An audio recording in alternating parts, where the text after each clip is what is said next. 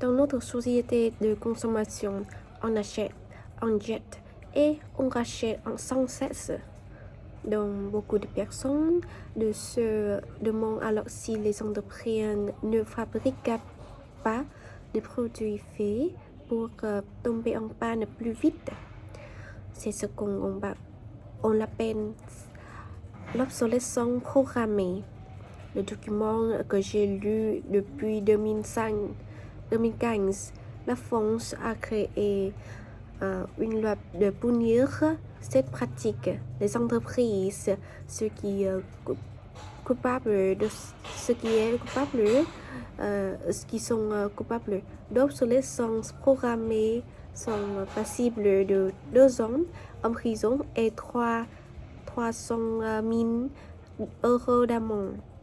C'est donc une infraction, un délit passible d'emprisonnement. Mais certains se demandent si c'est une loi vraiment utile ou si ne complique simplement des choses.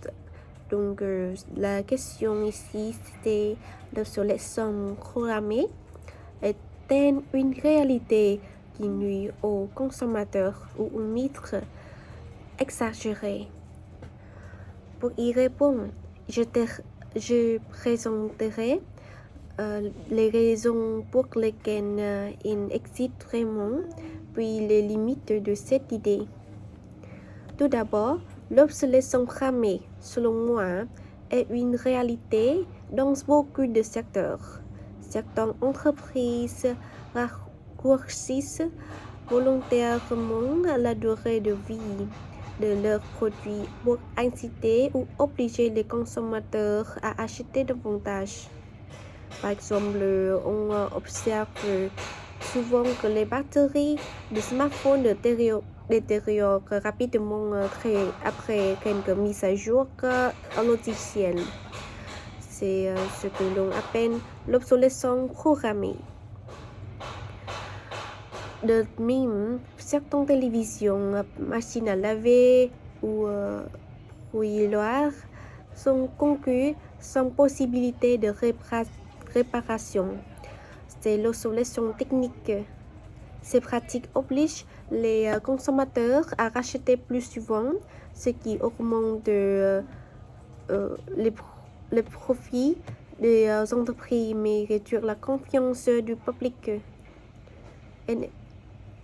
Peut-être qualifiée de pratique abusive ou criminelle, puisque rend volontairement le consommateur. Cependant, cette stratégie a aussi des conséquences graves. Elle crée beaucoup de déchets électroniques, accélère la pollution et surexploite les ressources naturelles.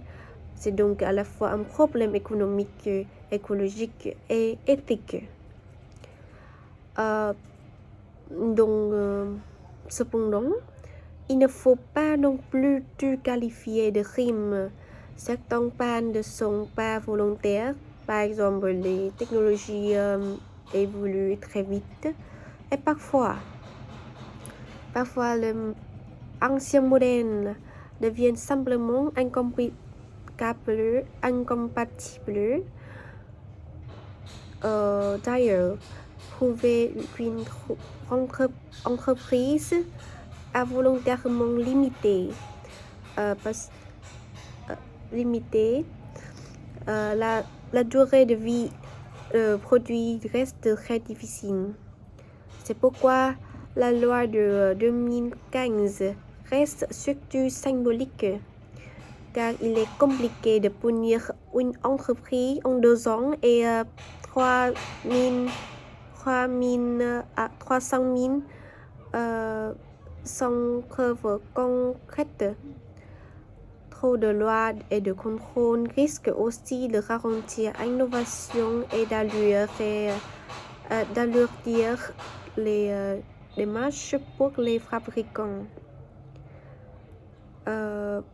Il serait donc préférable d'encourager la transparence, la réparabilité et le recyclable au lieu de simplement emprisonner les responsables.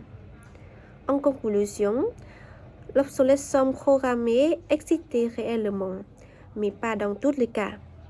Elle suit à la fois de stratégies commerciales et de l'évolution rapide de la technologie. Selon moi, la meilleure solution est tout d'abord, on peut informer les consommateurs, prolonger la durée de vie des produits et les gens peuvent favoriser l'économie circulaire pour économiser les marchés. Ainsi, on pourrait trouver un équilibre entre innovation et durabilité au lieu de tomber dans un cercle vicieux d'achat de gaspillage.